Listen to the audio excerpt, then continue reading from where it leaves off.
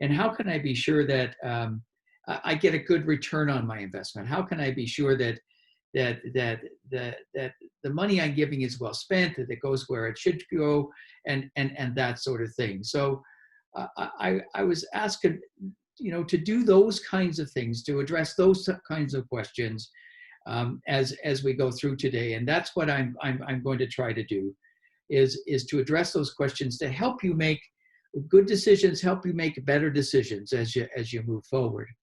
So I need you to be an active participant, though. I'm not good at talking to a blank screen. So I really am going to call on you to actively participate where you're sitting, where you are today. And I need you to have a pen or paper or something to write on, so that you can make a few notes, because I have a few exercises for you to do over the next 45 minutes. And we're going to spend about 45 minutes or so in the presentation, and then hopefully get to your questions and be able to answer your questions in the following time. So if you have a piece of paper and pen, or you have a computer you can write on, that would be extremely helpful. And I think you would get much more out of the session than you would if you're being a passive participant. I also need you to be honest with yourself, and in response to some of the questions I'm going to ask you, and nobody's imposing an answer from you. Sometimes we feel like, I think that sometimes we feel that we have to answer a certain way. Well, no, you don't have to answer anyway. It's about you being honest with yourself. And of course, we're inviting you for questions at the end, but so if you don't have time, or if I don't have time to answer those questions, I've given you my email address, and I want you to feel free to write me if you have any questions at tony@myerscan.com.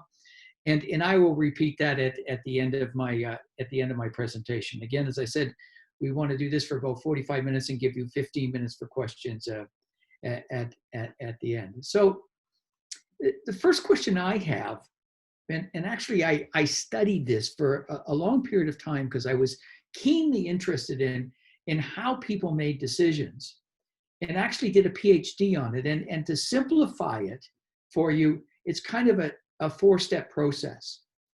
First, we have to be aware of what the options are. And I'll talk about that as we go through. So we have to be aware of what those options are. And we're all, and it says value awareness, because we're interested in those options that we're interested in, that we have, that are consistent with our values. And so once we're aware of the kind of options that exist there, then we make a judgment about which ones we want to look at more closely.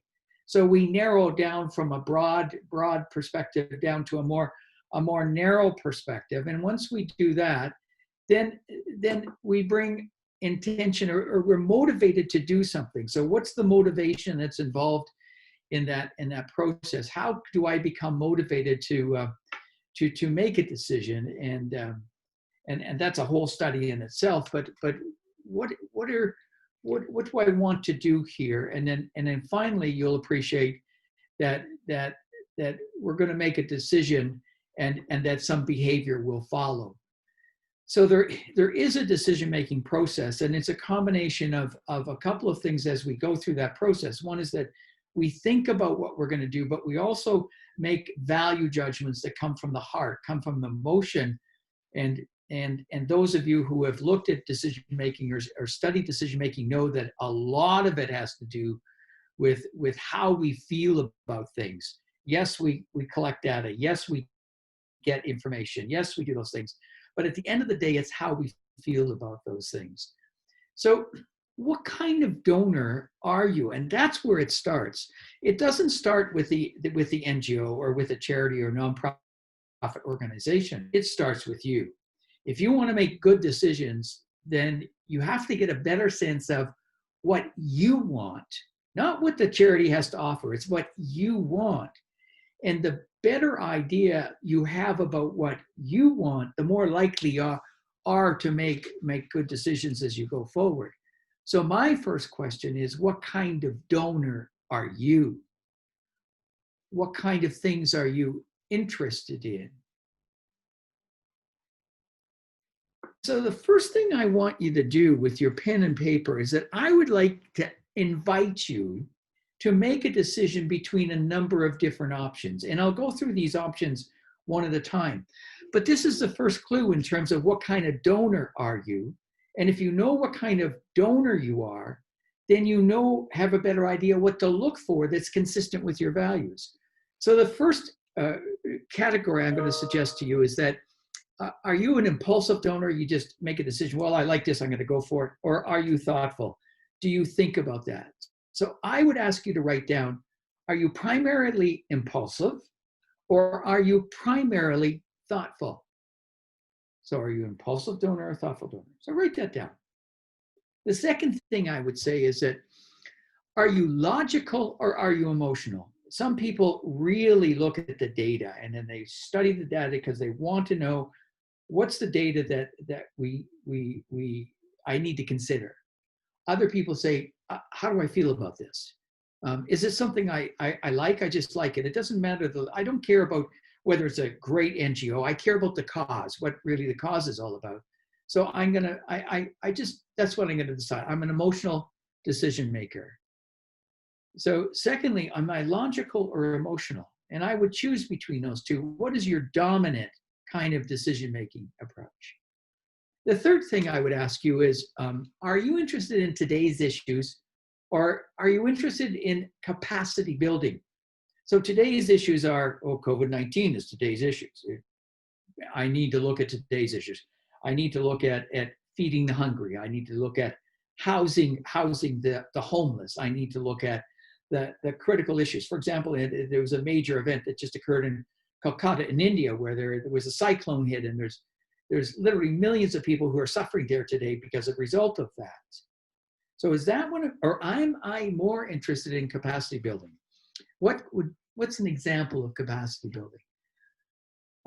Capacity building is, am I interested in helping NGOs becoming NGOs? Am I interested in what I would call the back room, and interested in helping them become better, interested in helping them make decisions? So I would write down, what's my primary interest in today's issues, or am I interested in capacity building, which is kind of longer term? Which brings us to the next point. My next point is, what's your primary interest? Are you interested in the short term, that is just doing something today, or are you interested in longer term? Now, longer term, what's an example of longer term? Again, example of longer term is building capacity. Example longer term is supporting the development of the environment. Example longer term might be making sure that fighting corruption is a longer term. That's not going to happen tomorrow. Am I short-term kind of person? I'm interested in those things that are again, immediate, the things I want to do right now, the things I want to happen right now. So again, I would encourage you to write down, am I short-term or am I long-term? Next category is, am I primary interest in local giving, or am I interested in international? So I just gave you an example. I just gave an example of Calcutta that is suffering as a result of not only of COVID-19, where there's so many immigrant and itinerant workers that work from day to day and can't work because they're isolated now.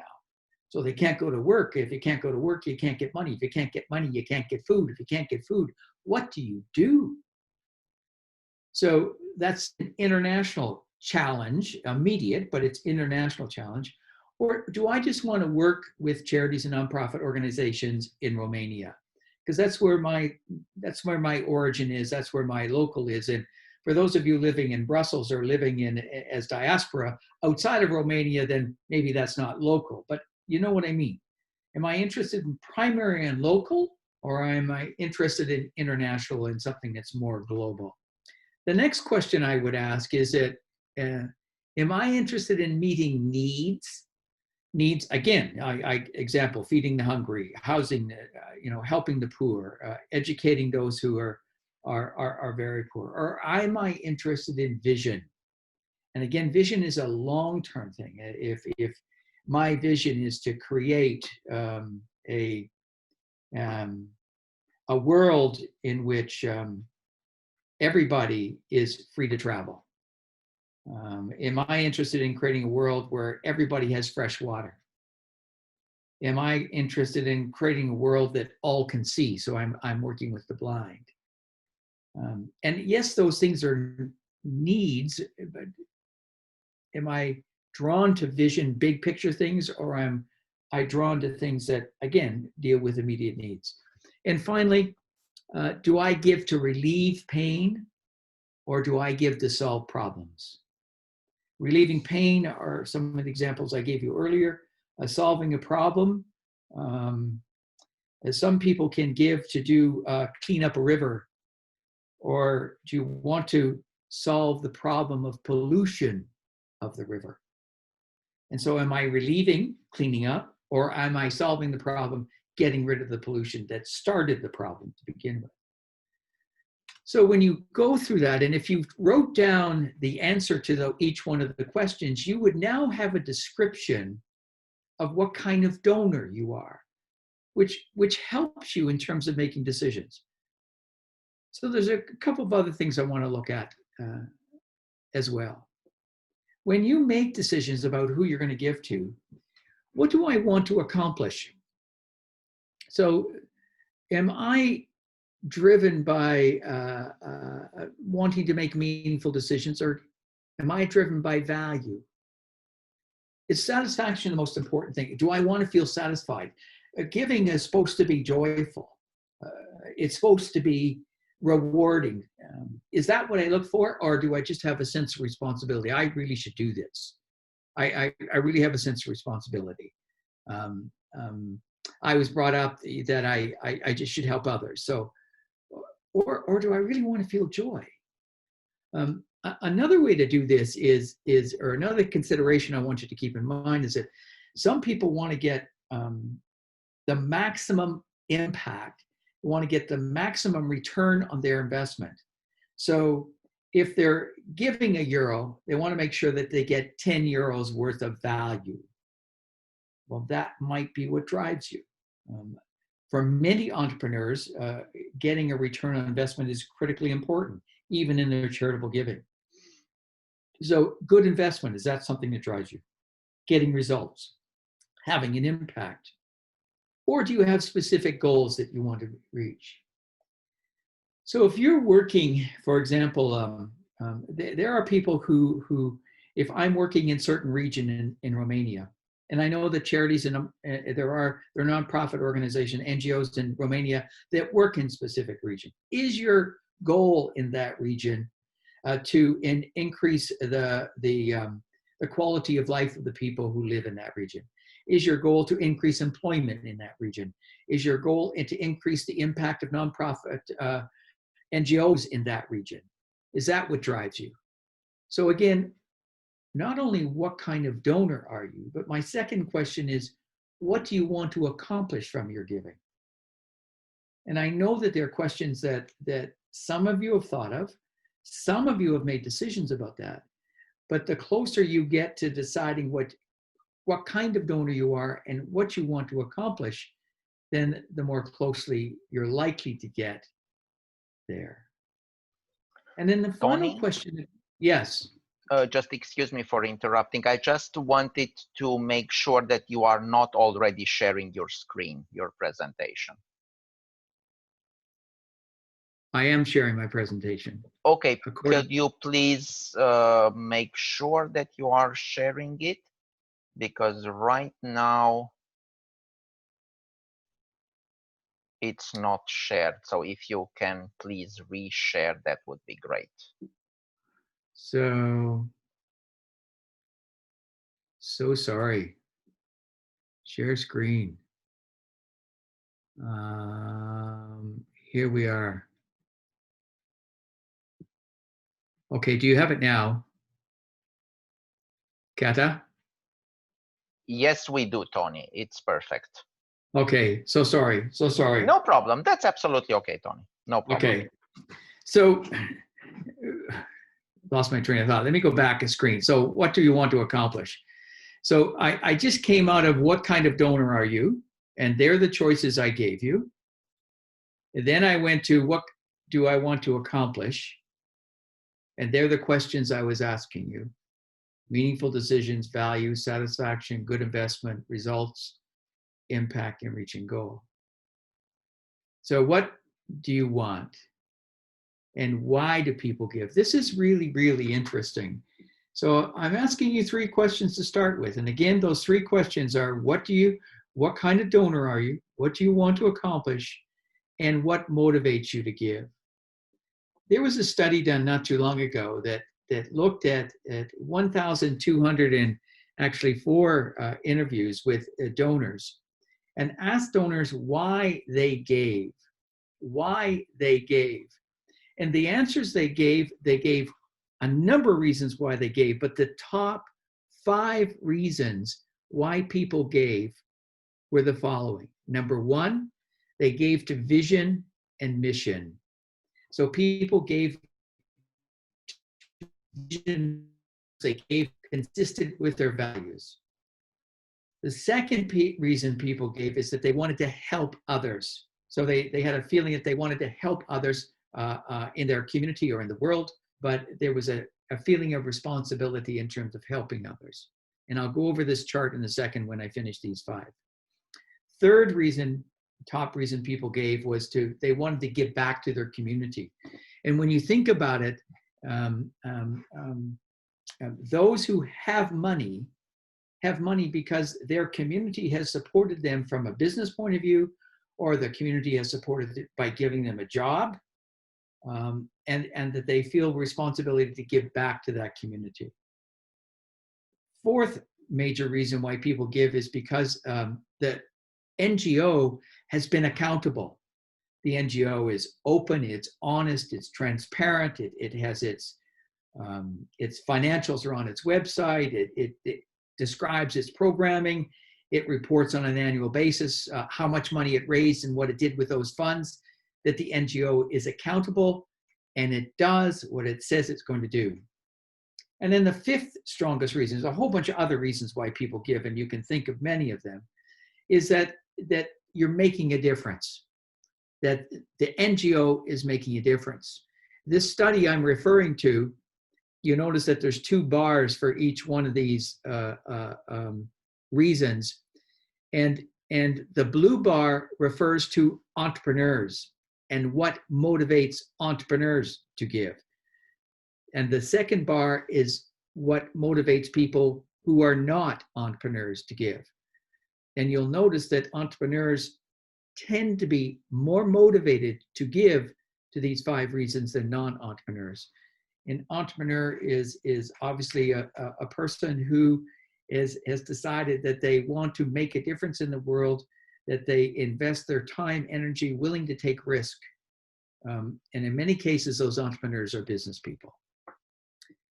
So my next question then, of course, is there's common sense as to why people give. And so let me conclude with that before I go on to the next section of the presentation. So when you look at what NGO or what project you will give to, maybe, you will give to the old. Maybe you will give to the hungry. Maybe you will give to the environment. Maybe you'll give to education. And maybe you'll give to political reform. But regardless of what you're giving to, common sense tells us that there's 3 or 4 common sense reasons why people give.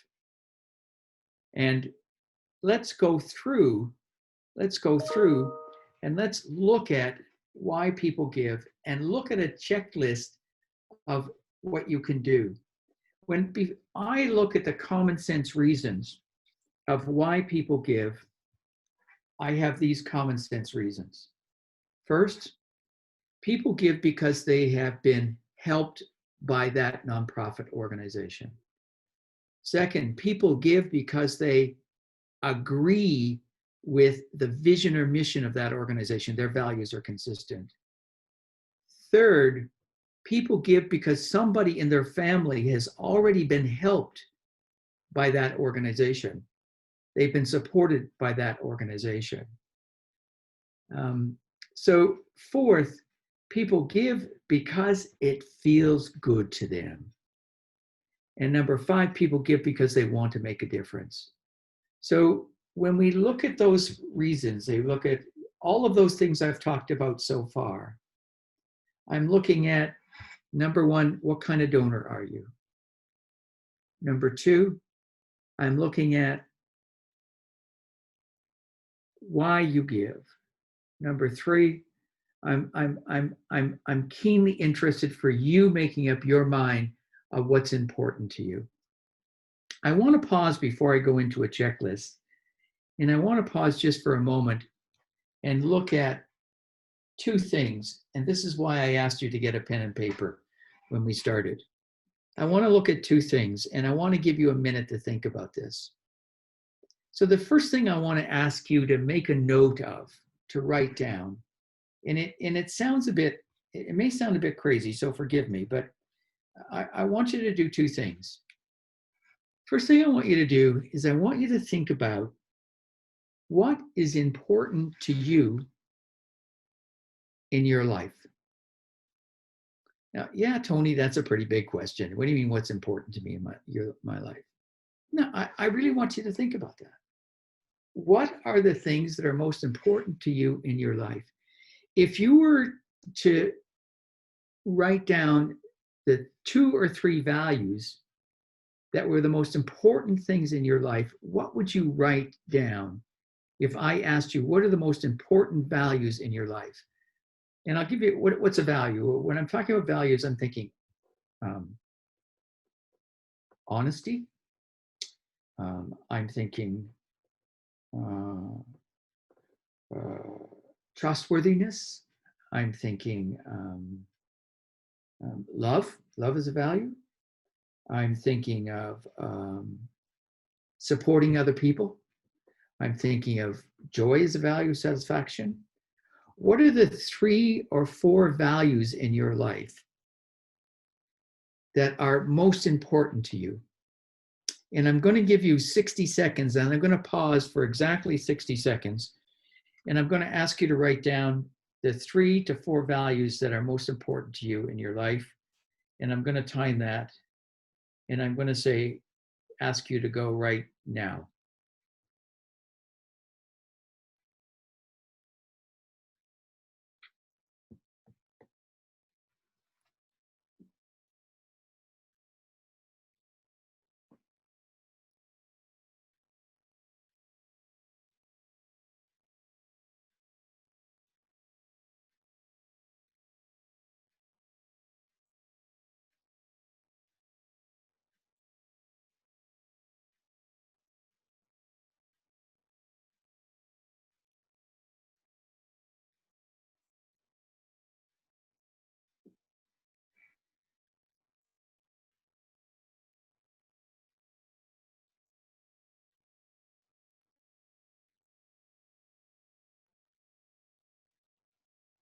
So 10 seconds left.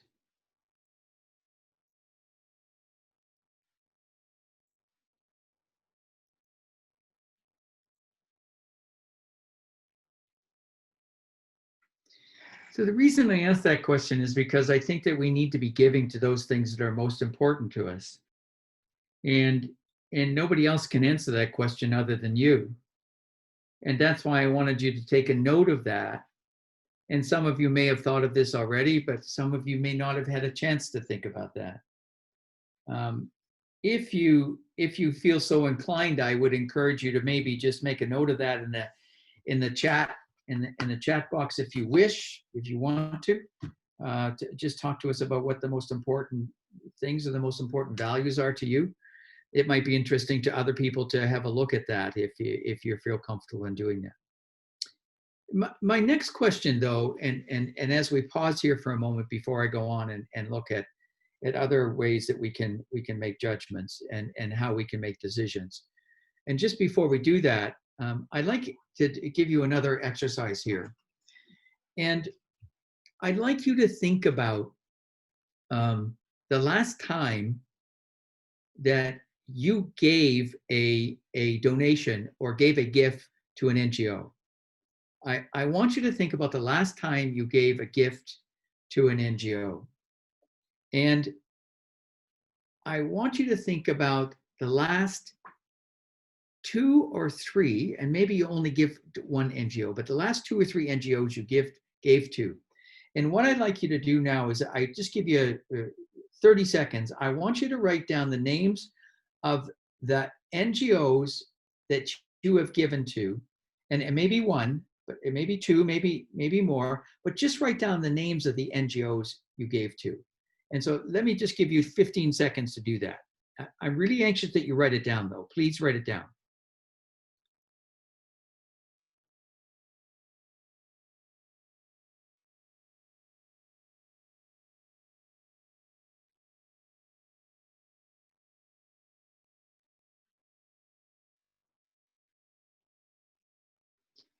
So that's my second question. So one more question.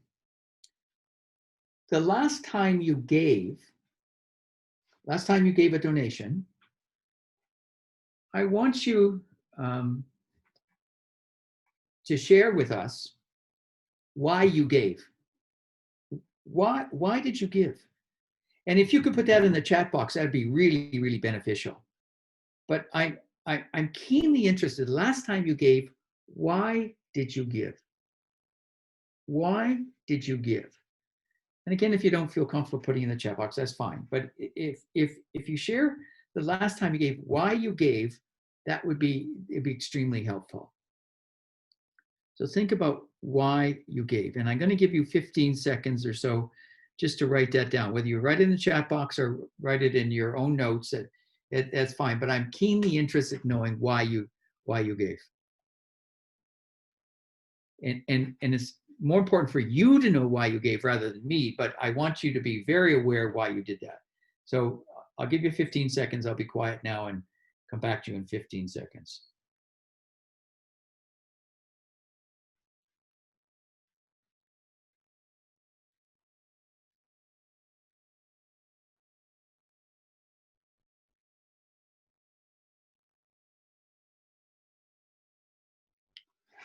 Okay, so I've asked you three questions now, and the first one I asked you to write down what was important to you. In other words, I said, tell me what your values are, and list the top three values if you give me three values.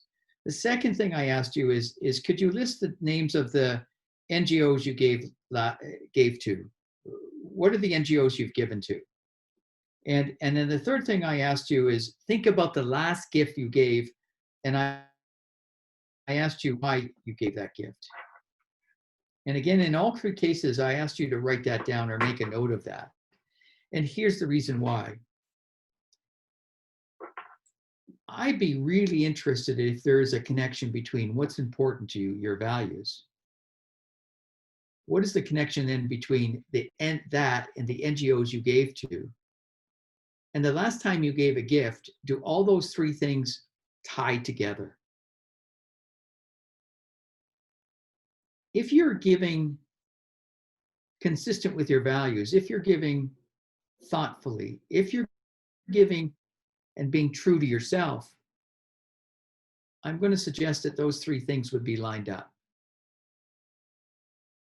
If those three things aren't lined up, then I would ask, are you giving consistent with where your values are? Are you giving the way you really want to give? Are you giving the way that's aligned with who you are as a donor, as a person?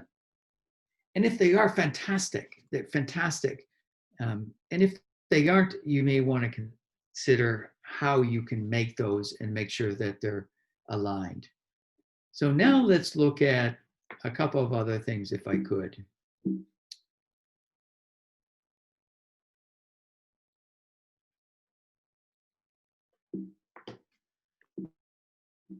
I'm going to ask you a couple of questions here, and I'm having trouble getting my screen to move forward. So I'm going to give me a second here.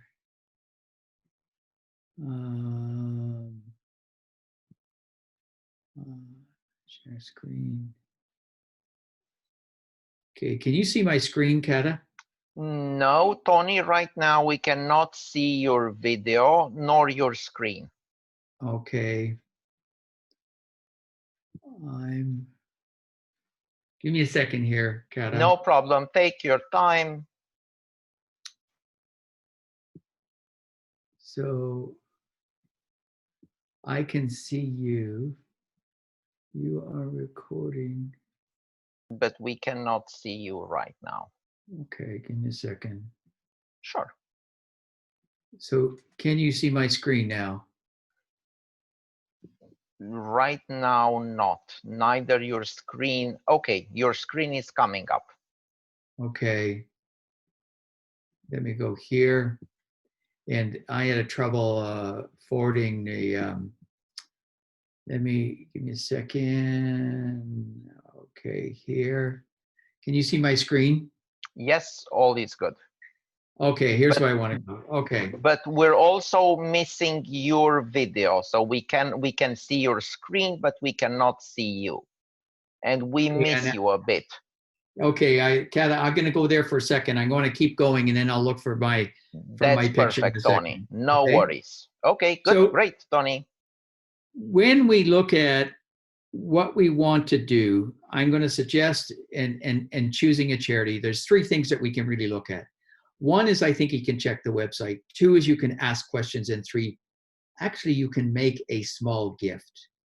And so when I'm looking and want to make a decision on an NGO, how do I choose that NGO? And the first thing I want to do is check the website. And if I'm going to check the website, what am I looking for on the website? And then I want to ask questions, and then I want to make a small gift. When I check the website, first of all, I want to know if the NGO has a website. Do they have one? And most NGOs will. The second thing I want to know is, does it work? If they're having trouble making the website work, are they going to be able to make their programs work? And again, some NGOs are so small that they don't, but most NGOs that are seeking your donation will have a website and have a website that work. And when you look at that website, are the programs on there and are they clear? Do they have stories on the people that they're trying to help? And are they able to tell you the difference they're going to make? Now, again, depending on who you are as a donor, some of this may be important, some of it may be less important. And I'm perfectly willing to accept the fact that you just give because you want to give and you like them. But if you want to look at more depth, then I want to look at their programs and see if their programs are working, if they have stories about those programs, and if they're able to show that those programs are making a difference. I want to look for financial data, and I want to look at annual reports. I looked at a couple of websites the other day, and I noticed they had annual reports from 2014. Where have they been since 2014? It's now 2020. So are the annual reports up to date? Is their financial data up to date? And are they reporting in a timely, not only fully reporting, but are they reporting in a timely fashion? So how recent is that material? I want to look at the website that there's members of the names of the board of directors. And I would prefer that there's the names of the board of directors and there's a way to contact those board of directors. It means that the organization is transparent. It means you know who is behind the organization. You have a sense of who's supporting that organization. You have a sense of their experience as well. So with most major charities, I would want to see the name of the board members. I'd even want to see a profile of those board members so I know what kind of expertise is being brought to the nonprofit organization, to the NGO. Again, how do I get in touch with the NGO? I know every NGO or most NGOs that are online have a contact page. So there's nothing that frustrates me more than going to a contact page and for somebody saying, you know, write down your question and I'll get back to you. My preference is that I know I'm able to go to a staff page. That on the staff page there is a phone number or there is a email address that I can contact the staff that's responsible for a given area specifically. I want to just, if I'm there, I'm interested. If I'm interested, I want to get answers. If I want to get answers, I don't want to go around in circles to get those answers. So how easy can you make it for me to get an answer? And the way you do that is you give me a name, you give me contact information, and a way to contact an individual. And of course, it always is there an ability to give online. So when I check out the website, have they thought through how they're being open to donors who want to give? And are they giving that information easily, and is it accessible? When somebody asks a donor for money, the first thing they do is they go to the website, and that's why the website is so important. And that's why you should, as a website observer, be a critical observer of that website and to look at it closely. So that's number one, how I'm going to go about checking out a charity, nonprofit organization, NGO, is I want to go to the website and make sure that I can get the information I want to get. Not the information they want to give, but I want to make sure I get the information I want to get. Second thing I want to be able to do is to ask questions. I want to be able to ask questions. And the first thing I do as a donor is I ask my friends, what do you know about this organization? And people have opinions. No, I never gave them. Or yes, I gave it to them. Or yes, I gave them and never got back to me. Or yes, I know the organization, I know people who work there. So I would encourage you as a donor to ask your friends about what they know about that organization. I'd ask about the programs. What are their programs? People often give to an NGO because they help a certain, or they're interested in a certain cause. Interested in the environment, or interested in feeding the hungry, or interested in education, or interested in healthcare, or interested in cancer. So they give because of the cause. But what are the programs? It's great to help the cause, but I had a colleague once that said that this was a fundraiser who said that we don't really raise money, we do program raising. We always raise money for programs because programs deliver to beneficiaries. Programs deliver to the people we're supposed to help. If there's no programs or the programs are not understandable, my first question is, how efficient and effective is the NGO being and doing what it says it's doing? The third thing I want to do is I want to ask or speak to the person who's running the program or the project. How is it going? What are you finding? Is it working? How is it working? Do you feel you're being successful? Do you feel you're making a difference? What kind of difference are you making? What are the results you're getting? You have every right as a donor to ask those questions. And I think that you deserve answers to those questions. So I would never be afraid to ask those kinds of questions. And people who are doing the work should be able to answer them if they're doing the kind of job that they say they're doing.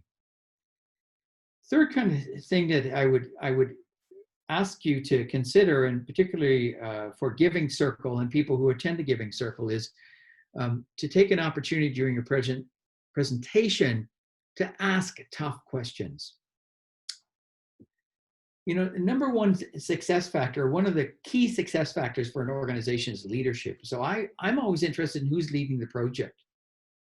I'm always interested too in how many people you're helping. Are you helping a lot of people? And even if it's a small number of people, it doesn't matter. What matters is you know how many people you're helping, or how many, or you know the results you're getting. It's also, I think, critically important for an NGO to be honest about the problems they're having. If we're able to be honest about the problems we're having, I think we gain credibility. I don't think we lose credibility. I think we gain credibility. Part of the things that NGOs do is they do the work that nobody else does. And sometimes they're doing it for the first time, so we shouldn't be afraid to talk about the challenges that we're having. So tell me about the problems, tell me about the failures, and be open and honest with me. And so the next kind of question I'm talking about is know what you want from the presentation and about the outcome. I want to know if there's a plan, both for the NGO and for the project and for the program. What's your plan? I want to know who else is funding that the project, or who else is funding the program, or who else is funding the NGO? Where is their funding coming from? How does it break down? Because you can learn a lot about an organization when you learn about where its funding is coming from. And again, I'm talking about, you know, the problems they're having. I talk about how long will it take to complete the project? Do they see any problems? What difference will they really make? So I'm very big on asking questions, and asking tough questions. Not mean spirited or mean, but asking tough questions about where your money is going and how people are spending it. And so finally, I think as a donor, there's no better way to determine if you want to support an NGO than to give a very small gift. Give a gift of 10 euros and see what happens. Just see what happens. Do they acknowledge the gift? How long does it take for them to acknowledge it? Do they even get back to you and say thank you? If they say thank you, is it a personal thank you, or is it a kind of a template they just sent out to everybody? Will they, if you're a first-time donor, will they call you and say, "This, I noticed this is the first time you've given a gift. Thank you very much." And then do they want to know why you give? Do they spend time with you? Are they interested in you as a donor? I think those things are important, and I think those things are really important. Do you feel that they really value the gift that you made, and as a result of your giving experience, does it make you want to give again? Does it make you want to give again? So, Kat, I'm going to summarize here, and then take questions if I could. And in my summary here is I think that there's two parts of giving. One is looking inward, and another is looking outward. When I look inward, I want to look at what values do I have? What NGOs interest me? What do I want to get as a result of what I'm giving? What am I looking for? What outcome do I want? And when I look outward, when I look at the NGO, there's three things I want to do as very basic things. One is I want to check out the website. I want to ask questions of others. And yeah, I want to make a gift, because those things allow me to determine what kind of experience I'm going to have as a donor. So those are the two things I would summarize. Look inward first, look outward second, and consider the kind of things I talked about earlier. Know what kind of donor you are, know what you want, and then look for what it is you want. And there's three ways I've suggested that you do that. So there's the kind of things I was considering, and I would really welcome an opportunity, Kata, for you to identify the questions that you would like me to answer, and then I will do my best to answer those questions. So let me get out of this.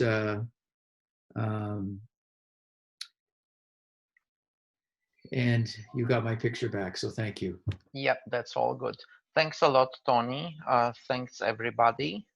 So if you have questions, as I've asked before, please write them in the chat, and then Tony will answer them. So Tony, I will start with one question that we already have from Alina Pavel. She's asking how to reconcile the fact that smaller organizations might have a bigger impact locally with the fact that they often have less resources for having proper communications, for example, like a proper website. Alina, I'm smiling, and I'm smiling for a couple of reasons. One is that, first of all, you need to know that I work, I think you know, I work globally. I work around the world, and I operate a consultancy, and I don't have a website. So so it's a great question. and I'm able, for whatever reason, I'm able to do that. So I don't have any excuse for not having a website other than I have not needed one. As an NGO, I think you need one. I just think you need one, even if you're operating with a minimum budget. You're a small NGO, and it doesn't have to be sophisticated, but my gosh, you have to have a website. I don't know how you can operate an NGO without a website. And secondly, if people are giving to you, they are your lifeline, and you have to be able to thank them for giving, and you have to be able to maintain that relationship.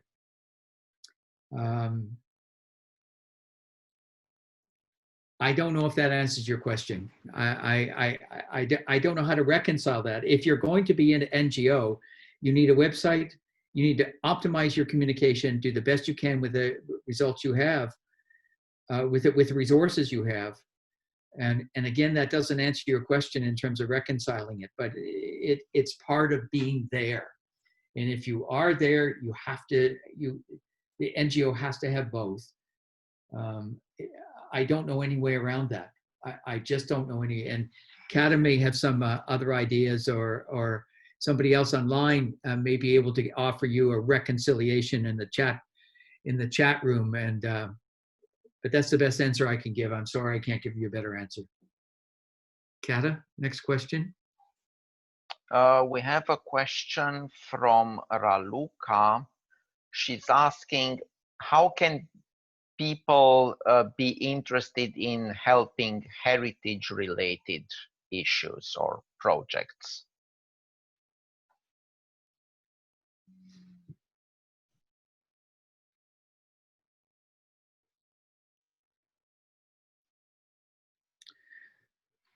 The first thing I would ask is, can you put her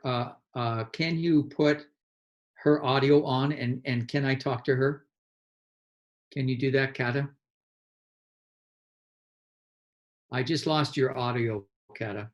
So 1 second, I'll do this in a minute.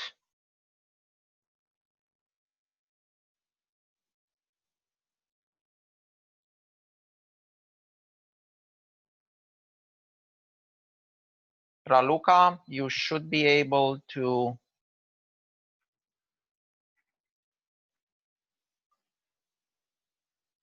Okay. Yep. Hello. We can hear you. hello, Hi, Raluca. hello.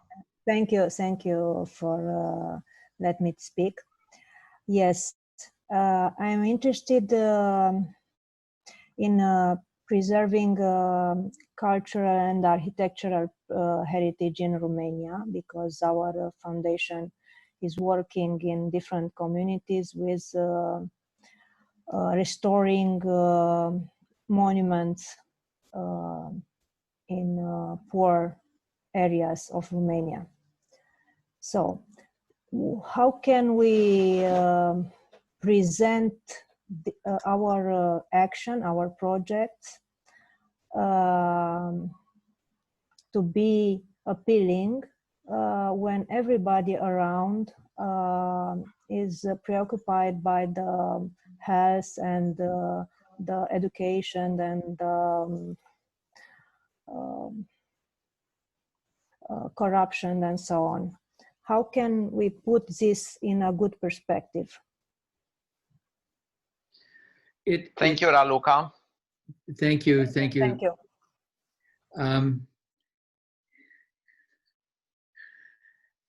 Raluca, I don't have an immediate answer for you. I would need to study why. I need to know why you're doing what you're doing.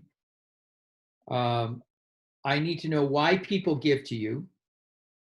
And I would want to talk to those who are giving to you now and find out why they're giving to you.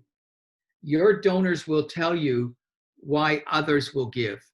If you go and you talk to people who are giving to you now, and you interview them, they will tell you why they're giving, and that's why other people will give. I don't have a magic answer for you as to why people would give to heritage, but your donors know why they give. And that's why other donors will give as well. So my best advice to you in answering your question is talk to your donors, find out why they give now. And I'm convinced if you find that out, you will get a deep understanding of why people give to Heritage.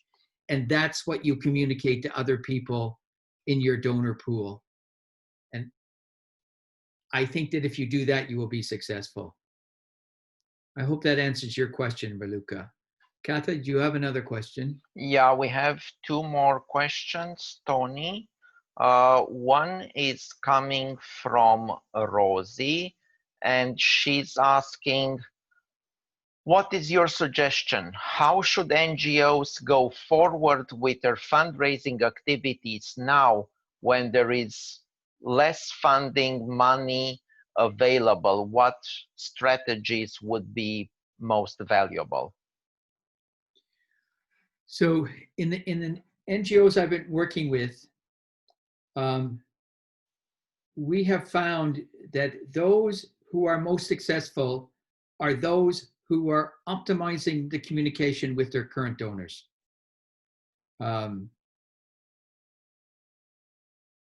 That's the most important thing that's happening, that people are communicating. And whether that's working with major donors one-on-one, or whether that's working with large number of donors, people who are communicating the most, people who are staying in touch with their donors are those who are raising the most amount of money. Let me just give you one story about how that's working. And there is a children's charity here in my hometown. And this children's charity is a children's hospital. And they are still raising money. And yes, there's less money, but they're still raising money. And when COVID-19 struck, one of their donors was an old man and old woman, wealthy old man, old woman, who lived in rural area, and they lived alone. And so they were very, very isolated. But the fundraiser knew that they liked jigsaw puzzles. And this is a true story. This happened last month. And so they did some home baking. They got a jigsaw puzzle and they brought it and they put it on their front doorstep. And as a gift to say that we care about you, that we know that you're lonely, that at COVID-19 you can't go out, but we care about you as a donor. And they called on the cell phone, and when they got it there, they called on the cell phone, said we left a package in their front door, and they said, well, don't go away, we have a package for you.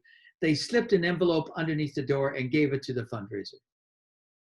And there was money in it. They gave them a gift. Now, I know that's a personal example, but there's an example of communicating with your donors. Donors still want to give. Those who like you still like you. And maybe they can't give as much, but they can still give. Another thing that people are doing is that they are allowing their donors to go on holiday, but they're finding out when the holiday ends. So they're giving, and if you want to go on holiday for 3 months, then you go on a holiday for 3 months. But in 3 months, I will come back and ask you then to restart your donation on a weekly basis or a monthly basis, whatever. So there's my number one suggestion is stay in touch with your donors. Communicate, communicate, communicate. Secondly, don't be afraid to ask. People who like you still like you. They don't like you. They never stop liking you because COVID-19's there. They still like you, and they will do their best. Ask. If you don't ask, you don't get. And even when it's tough. Sorry, next question, Kata. Okay, Tony, I have one more question so far from Gabi Solomon. He's asking, how can we approach donors that gave for COVID, so one-timers, to giving for our other programs? What does Gabby do? What does Gabby do? What is this charity? What is this NGO? It's the Vâlcea Community Foundation. And so the question again then is how they can approach most likely first-time donor that gave for COVID to extend their giving to their other programs.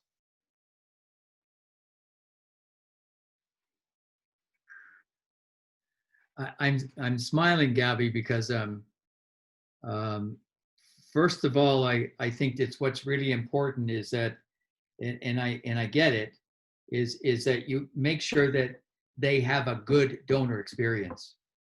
And that goes with thanking donors, making sure that they feel like they've been thanked, getting back to them, showing the results of your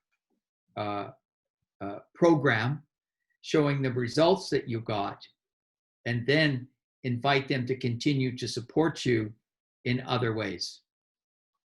But the first thing is not to ask them and transfer over. The first thing is to thank them, is to make sure that they're having a very, very positive donor experience. I think that's the most important thing. Kata, I want to know if we could put a call out for any questions of those who are giving, and if there's any questions about the kind of suggestions I made of the kind of things they want to consider as to why they're giving. And maybe there's some questions from people who are giving gifts rather than those that want to get gifts, which I fully understand. I get it, Tony. So, okay, this is a last call for questions regarding how to give better, how to give more strategic, how to give smarter. I'm also a bit mindful of the time. I'm trying to keep the time as well for everybody's sake. And Tony, thanks again for donating your time to this. Adriana is starting to write a question. She had a disappointment with a trusted NGO. Adriana, I'll probably give you the microphone and so you can ask the question. Oh, hi, thanks.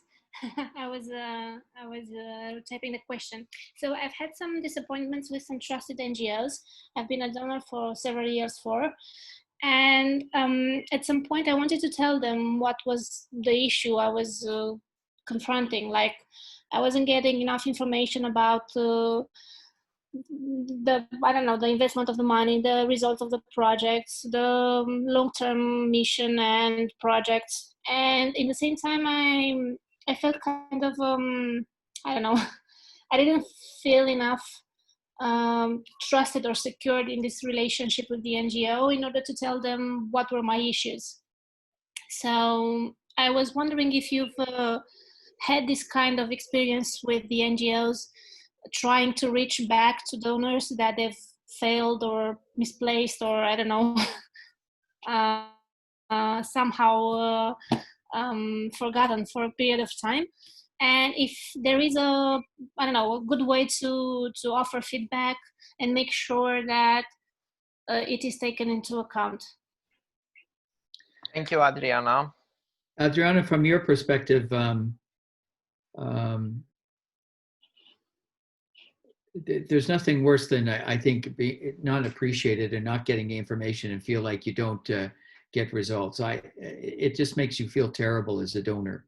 So I empathize with you first and foremost. Secondly, I would try to find a way to get that information back to the NGO. And there's two or three ways to do that.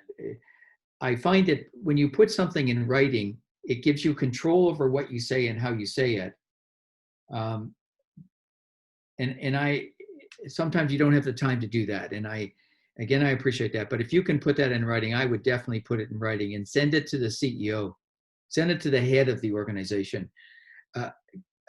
NGOs survive because of donors. That's the only way they survive. And if they're not doing what donors need, they need to know that. They desperately need to know that. They desperately need to know that. So that's one way. The other way, if you don't have time, then I would definitely call and I would try to speak to the person who is the highest in the organization to let them know about your disappointment. But number one, I think that when you put things in writing, it helps you think through what you want to say. It does me anyway. Help me think through what I want to say. And I think it has more impact. It has more force when it's put in writing. The only thing I can encourage you to do is to give them feedback. They need it. All NGOs need that feedback. And if they don't respond to that, then they don't deserve your support in the future. If they are smart, they will respond to that. If they deserve your support, they will respond to that. If they don't, then my argument is they don't deserve your support. I hope that answers your question. And back to you, Kata. I think our time is up. Our time is up. I also don't have other questions right now. So I would like to thank everybody both for being here, for asking questions, for making donations, or for raising money.